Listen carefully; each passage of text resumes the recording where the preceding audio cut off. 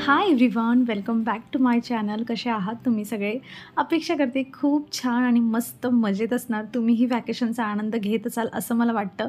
तसं मी जशी प्लॅनिंग केली होती ना, की व्हॅकेशन सुरू झालं की मग मी भरपूर वेळ झोपणार. पण खरं सांगायचं म्हटलं ना, तर आता अर्धा महिना संपत आला आहे. पण मला दररोज 6 वाजता जाग येते आणि त्यानंतर कितीही प्रयत्न केला मी, की मला झोपायचं आहे, पण मला त्यानंतर काही झोपच येत नाही. म्हणजे एक तासभर तर मी इकडून-तिकडून असंच माझं चाललेलं असतं, की येईल झोप, पण नाही, काही येत नाही. शेवटी 7 वाजता मी उठते आणि मग आपल्या कामाला लागते. सो तुमच्यासोबतही असं होतं का? म्हणजे डेली रुटीनची सवय पडलेली असते ना, मग ती काही लवकर जात नाही. आता अपेक्षा तर फक्त एवढीच आहे, की येणारे 15 दिवस जे आहेत, म्हणजे पियाची स्कूल स्टार्ट होण्याच्या पहिले हे उरलेले 15 दिवस तरी जे आहेत ना, ती मला जरा जास्त वेळ झोप यावी. विचार तर केला होता, की 8, 8:30 वाजता मस्त उठत जाईल आणि भरपूर झोप घेईल वगैरे, वगैरे. पण काही होत नाही तसं. पण आता अपेक्षा एवढी आहे, की येणाऱ्या काही दिवसांमध्ये जी आहे, ती मला जास्तीची झोप जी आहे, ती लागेल मस्त आणि निवांत उठेल. पण चला, सध्या तरी हालत अशी आहे माझी.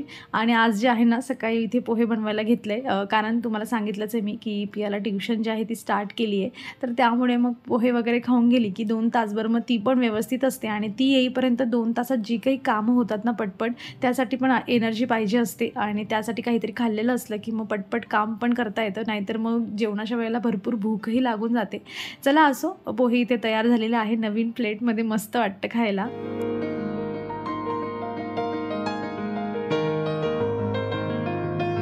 दिवसाच्या सुरुवातीला म्हणजे असं वाटत होतं, पिया आता गेली आहे, 10 वाजले तरी आणि ऊन असं छान होतं ऊन, की वाटत होतं की नाही, दिवसभर जे आहे भरपूर ऊन असणार आहे. तरी बऱ्याचकडे पाऊस चालला आहे आणि बरेच दिवसपासून चालला आहे आणि बरेच दिवस पुढे चालणारही आहे असं न्यूजमध्ये येतंय. आणि काल परवा जरा बारीक-सारीक पडून गेला आमच्याकडेही रात्री वगैरे, आणि सकाळी खरं सांगायचं तर अजिबातच असं वातावरण नव्हतं, की आज दिवसभरात पाऊस होणार आहे असं. कारण ऊन होतं म्हणून मी सगळ्या झाडांना मस्त इथे पाणी वगैरे घालते आणि निवांत वेळ आहे. मग मला हा जो टाईम असतो ना, हा माझ्या झाडांसोबत घालवायला आवडतो, की चला इतक्या कुंड्या खाली झाल्या आहे, आपल्याला नवीन झाडं घ्यायची आहेत. आणि एक जे आहे ना, आता सध्या काय चाललं आहे ना, की पियाच्या पप्पांचं थोडंसं रुटीन जे आहे ना, ते असं म्हणजे त्यांचं जे ऑफिसचं काम असतं थोडं जरा निवांत आहे.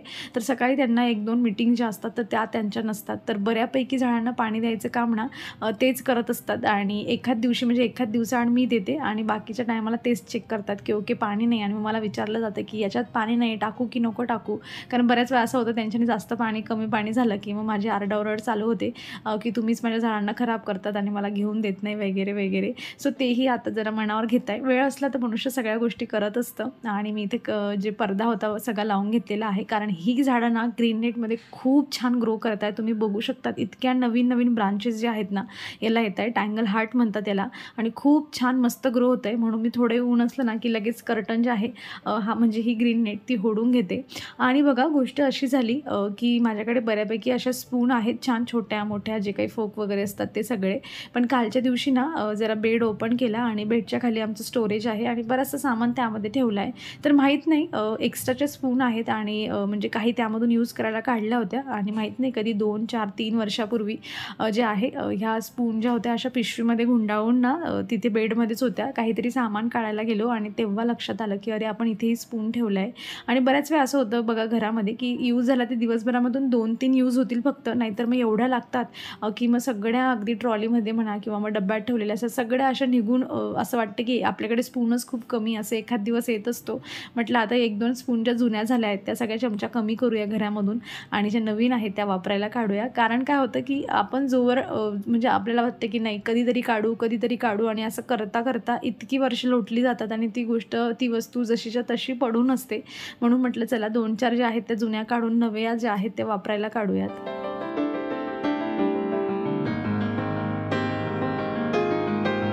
वस्तूंचा संग्रह करण्याची जी म्हणजे सवय असते ना, मला तर एवढी जास्त होती खरं सांगायचं म्हटलं तर. हळू-हळू मी आता हे 1-1.5 वर्षामध्ये बऱ्यापैकी चेंज झाली आहे. नाहीतर माझं असं व्हायचं, की जे काही नवीन अगदी म्हणजे भांडून आणि अगदी रिक्वेस्ट करून, कधी-कधी तरी रडून असं वस्तू घ्यायच्या आणि त्या वस्तू अगदी जपून ठेवायच्या, वापरायच्या नाही. कोणी येईल आपल्याकडे तेव्हा छान दिसेल आणि मग तेव्हा जे आहे आपण त्याला यूज करू, अशा पद्धतीने अशा बऱ्याच गोष्टी, अशा वस्तू असायच्या, ज्या मी जमा करून ठेवायची. पण आता थोडं-थोडं आपल्याला रिअलाईज होतं, की अरे कधी कोण येईल आपल्याकडे आणि इतकं आपण तेव्हा काढू, त्यापेक्षा स्वतःसाठी जे आहे ते यूज करायला काढूया.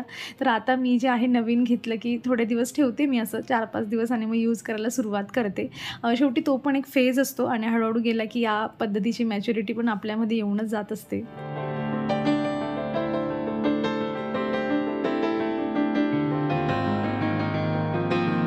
पसारा तर तुम्ही बेडरूममध्ये बघताच आहे, खूप जास्त झाला आहे. म्हणजे आधी काय व्हायचं, की पियाची स्कूल असायची लवकर, मग ती गेली, की लगेच त्या अंघोळच्या आधी माझं सगळं आवरलं जायचं. पण आता असं होतं, की ती 8:00-8:30 वाजता उठते आणि मग त्याच्या आधी माझी अंघोळ वगैरे सगळं झालं असते आणि मग तो पसारा तसाच असतो. ती उठल्यानंतर मग अंघोळ करा तिची, मग दूध आहे परत आणि मग एक-एक गोष्टी चालू असते. परत मग आपली चहा, ब्रेकफास्ट या सगळ्यांमध्ये 10 वाजेपर्यंत म्हणजे काहीच जास्त काम होत नाही. मग ती गेल्यानंतरच जी कामं व्हायची ती होतात. सो असंच पसारा असतो आणि मग ती गेल्यावर सगळं मी हळूहळू करून आवरत असते. तर गेल्या काही दिवसापूर्वी डी-मार्ट रेडीमध्येच गेलो होतो आम्ही. तिथे ग्रोसरी वगैरे नाही मिळत. कपडे किंवा मग जे कुशन कव्हर, बेडशीट असं सगळं किंवा भांडी-कुंडी हे सगळं मिळतं. तिथे गेलो होतो. तिथून एक छोटा टॉवेल वगैरे आणला होता. आता 4-5 दिवसापूर्वीची गोष्ट आहे. पण तरीसुद्धा तो तसाच्या तसा इथून उचलला की तिथे ठेवला जातो, तिथून उचलला की इथे ठेवला जातो. त्याला वॉशही केला जात नाही आणि त्याला यासाठी मी कपाटात ठेवत नाही की तो वॉश केला जायला पाहिजे जेणेकरून तो यूज होईल. पण शेवटी तेच होतं की जसं आपण म्हणू की आज करू, उद्या करू आणि ज्या गोष्टी असतात त्या आज नाही तर उद्यावर त्या ढकलल्या जात असतात. असेच काही कुशन कव्हर पण आणले होते, तेही तसेच त्याच्यासोबत फिरत होते. शेवटी म्हटलं आज त्यांना वॉश करूया आणि बघा मी इथे बेडरूममध्ये ना 2 ते 3 म्हणजे असे बॉटलमध्ये जे आहेत ना मनी प्लांट ग्रो केलेले आहेत. आता थोडा उन्हाळा आहे, तसा आता पाऊस सुरू झाला आहे, पण गेल्या काही दिवसाचा जो कडक उन्हाळा होता त्याचा इफेक्ट याच्यावरही झाला आहे आणि एक पत्ता तर त्याचा पूर्ण जो होता ना येलो झाला होता आणि एक आता थोडा जळायला लागलेला आहे. रेग्युलर पाणी चेंज करत राहायचं कारण बॉटलमधलं पाणीही गरम होऊन जातं आणि त्यामध्ये जे बारीक-बारीक दाणे टाकलेत ना, तर ते फिल्टर होतं ना, फिल्टरमध्ये ते कॅन्डल असतात बरं का, त्या कॅन्डलमधले ते बारीक-बारीक जे आहेत ना, तर ते दाणे आहेत, रेती म्हणू शकतो आपण त्याला, ती त्या बॉटलमध्ये टाकलेली होती.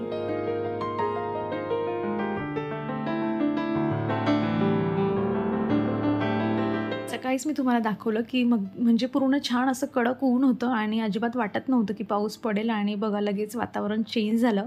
माहीत नाही याचा इफेक्ट आता येणाऱ्या पावसाळ्यावर होतो की काय? कारण असं मध्येच जास्त पाऊस आला तर असं वाटतं, की पावसाळ्यात पाऊस पडणार नाही आणि बऱ्याच वेळा होतं असं, पण असं व्हायला नाही पाहिजे.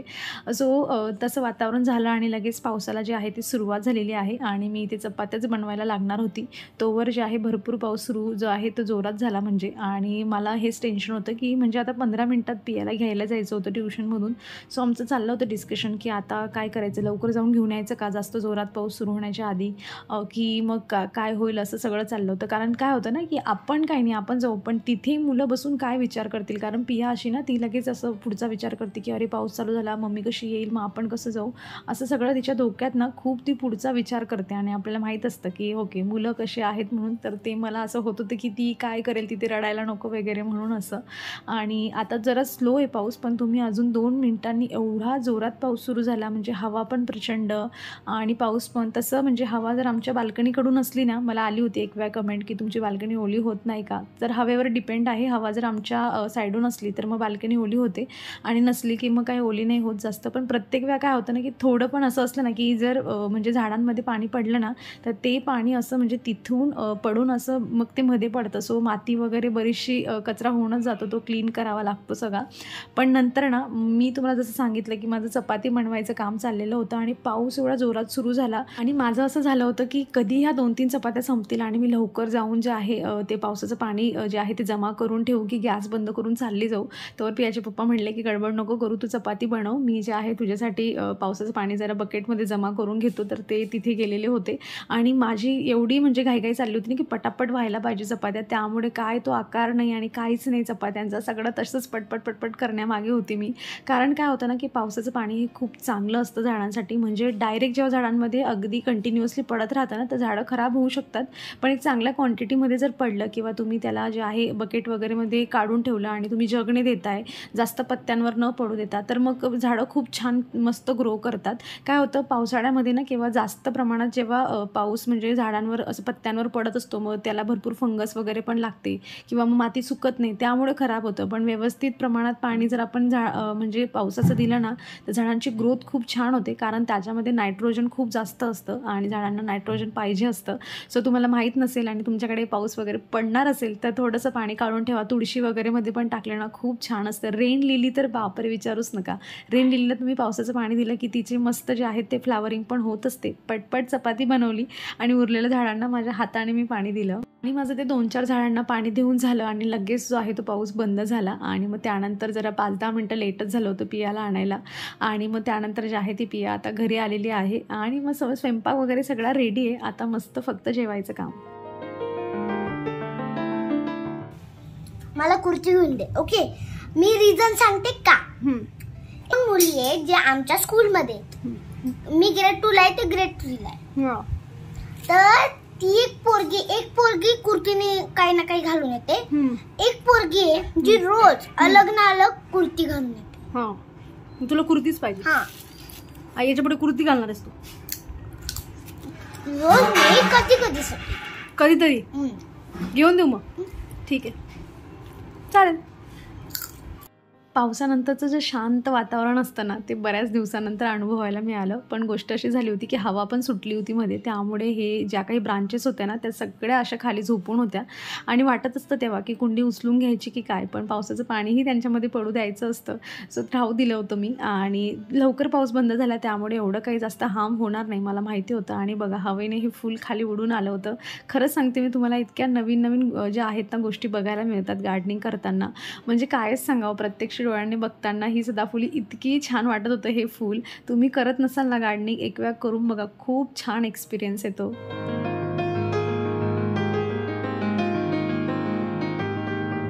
मी प्रोडक्ट मागवलेलं होतं. असंच व्हिडिओ बघता बघता मला पण स्क्रोलिंग करता करता एक व्हिडिओ आला आणि त्यामध्ये हे प्रोडक्ट त्यांनी दाखवलेलं होतं. तर याचं काम आहे, म्हणजे आपण जे पॅकेट वगैरे असे म्हणजे फोडल्यानंतर त्यामध्ये जो सामान उरलेला असतो आणि आपल्याला ते पॅकेट परत सील करायचं असलं तर हे पॅकेट सील करायचं काम करतं. आता मी ना जे काही असं म्हणजे कुरकुरे, समजा आपण कुरकुरे घेतलं, अर्ध उरलं आहे आणि त्याला आपल्याला परत ते पॅकेट जे आहे ते आपल्याला ठेवायचं आहे, मग ते तसंच नरम होऊन जातं. मग मी त्याला चिमटा लावत असते, नाही तर मग स्टॅपल पिन वगैरे लावत असते.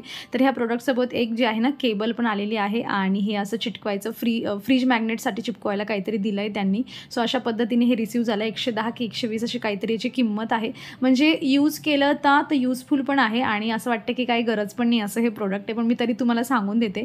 तर माझ्याकडे एक आता बडीशोपची बघा, मी तुम्हाला एक पुडी दाखवेल आणि ती जी आहे ना, म्हणजे मी काय करते, छोट्या छोट्या ज्या असं काही पुड्यांमध्ये सामान असला तर ती नरम व्हायला नको म्हणून मी स्टॅपल पिन लावून देते. स्टॅपल पिन लावताना काही वाटत, जेव्हा आपण तिला काढून फेकायचंही आपल्याला टेन्शन येतं. मग मला वाटत होती की असं काहीतरी एक इन्व्हेस्टमेंट करावी आणि जे आहे चिटकवायला कामात येईल. तर याचं काम काय, याला 2 बटन दिले आणि चार्जिंग वगैरे मस्त होऊन जातं त्याच्यामध्ये. तर एका बटन दाबलं ना तर त्याला म्हणजे मध्ये असं चाकू आहे ते कापलं पण जातं आणि जे पुढचं बटन दाबलं ना, बेसिकली ते पुढचे जे 2 असे पार्ट होतात ते गरम होतात आणि मग एकमेकांना असं दाबलं जातं आणि मग प्लास्टिक असल्यामुळे थोडं गरम झालं की ते चिटकून जातं. एवढंच आहे, त्याच्यामध्ये जास्त काही लॉजिक नाही आहे.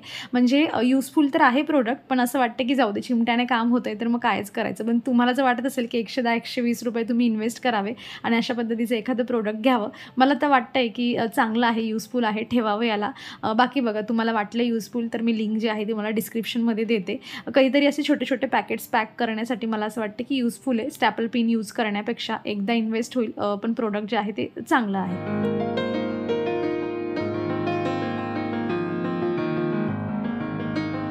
आज रात्रीचं जेवण जरा लवकरच झालं होतं आणि म्हटलं चला मग लवकर जेवण झालं आहे तर कुठेतरी फिरायला जाऊया. थोडी ग्रोसरी वगैरे घ्यायची होती, मँगोज वगैरे घ्यायची होती, म्हणून आम्ही आलो होतो स्टार बाजारला.